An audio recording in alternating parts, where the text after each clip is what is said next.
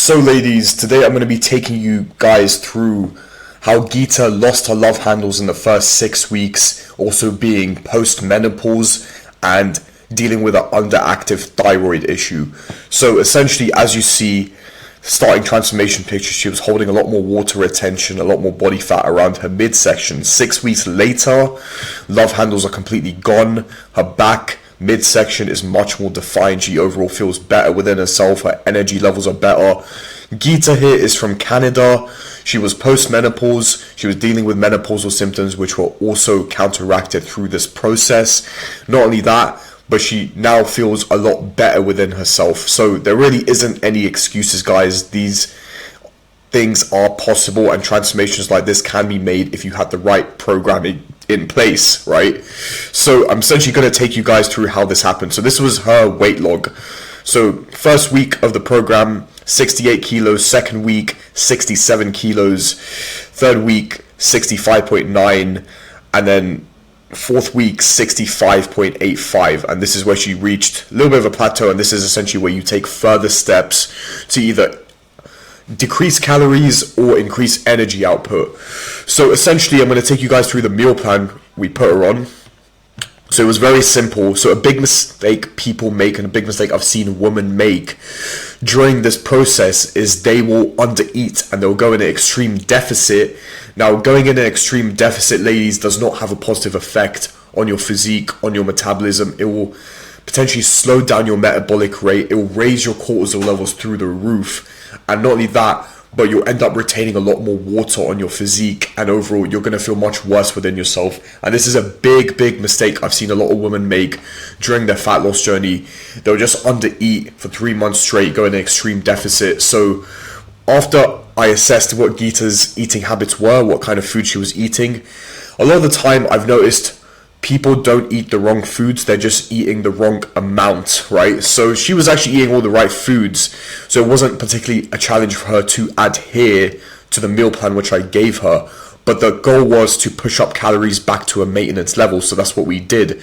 So essentially, push calories back up to maintenance level. So her maintenance level calories was 2.2k. Now this is obviously different from person to person depending on how much muscle you hold on your physique and other factors like that, your weight, your height. And this is why it's nice to have a coach which can give you the blueprint of your program, which is going to get you to A to B, right?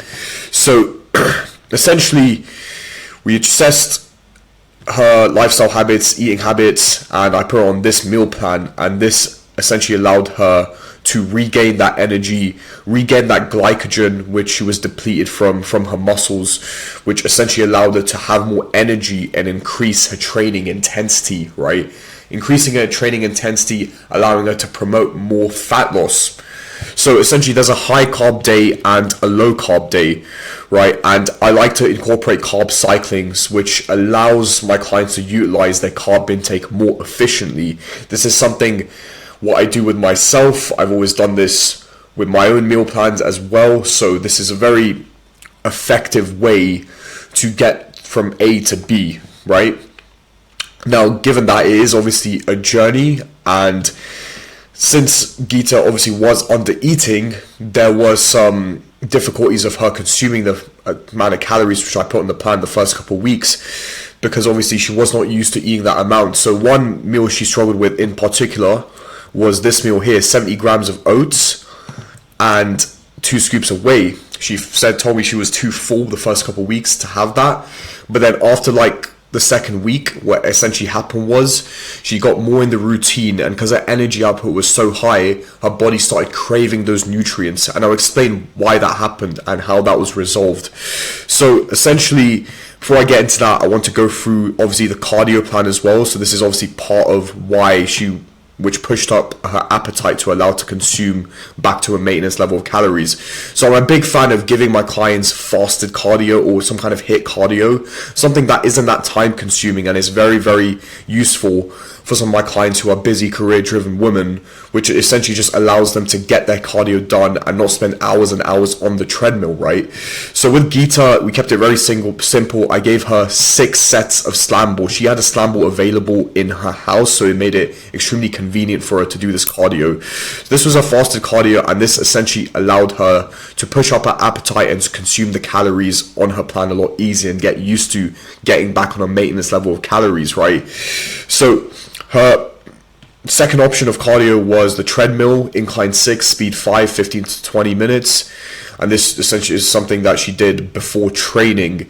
And this was all to just essentially keep her energy output high. So that way, even though she's on a maintenance level of calories, she's still in a deficit because her energy output is higher than her energy input. This is a much healthier and long-term sustainable way to lose body fat and keep that body fat off. So given that she was obviously post-menopause, we do incorporate supplementations in a plan, and I would obviously typically increase my clients' vitamin D3 intake, since during menopause you can experience a deficiency in vitamin D. So I put my clients on a higher dose of vitamin D, typically the first 3 to 4 weeks of the program. The folates is essentially to help manage hot flushes and any kind of mood swings which you may be going through. It's one of the vitamin Bs, so it's always great to have this, and it does help with those kinds of menopausal symptoms if you do experience hot flushes and things like that. These other supplements are supplements you already had available on hand. So during the personalized assessment, I would essentially take all my clients through what supplements they're already taking, so I can assess if they're taking the right dosages and things like that. 5 grams of creatine is always great to throw in there. Essentially, it's just going to help you maintain and gain more strength during the workouts. So I'm going to take you guys through her workout plan. So essentially, just move that. So essentially, I put on a high volume metabolic program, and this basically includes a lot of reps. So if you look at the rep ranges, they are very high, but because she was on a decent amount of food, it was not a problem for her to execute on this plan. So the rep ranges are 40, 30, 20, 10. And this is typically a program that will prep you to build more muscle or promote more fat loss in the future. It's going to boost your metabolic rate. And because the volume is so high, it's going to allow those nutrients to be absorbed much more efficiently into your body, into your muscles, allowing for your body to essentially become almost like a machine and allow it to basically just function and recover at a much greater level, because you're still eating enough food, and you can still obviously get stronger on this plan. Typically with the 10 rep sets are the sets you focus on building more strength. So that was typically the plan I put her on. It wasn't nothing crazy. It was about 5 days. I also threw in a mobility routine because she dealt with a few back issues. She felt like she was holding a bit of stiffness and lactic acid around her lower back and things like that. So mobility is always great to throw in, regardless of what your goals are. Just ensure that, just preventing that injury long term and ensuring that you're recovering efficiently. So typically with the accountability system, she would check in once a week, checking her weight, checking progress photos, and through WhatsApp I keep a close eye. So this is some of the WhatsApp chats we had. So very, very accountable throughout the whole process. So she would obviously tell me if she's not hungry or she is hungry, and this is where we would make some adjustments. So 1 week she had like a business trip actually, and she consumed some donuts, and then obviously we logged this, and this did not actually affect her progress because she was still training very hard, and we just treated this as a cheat meal. So obviously, because she's a busy woman, she works a busy job along with being a Group X instructor, it's very important that you have that support along this process, and this is why I always check in with my clients. I give them multiple touch points along the week, along with the full-on accountability system. We did also book in some video calls during this process, just to ensure that she was getting the support that she wants.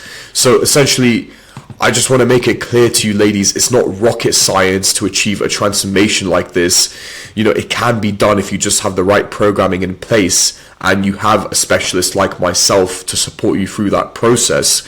So I hope this helps, ladies. Thanks for watching.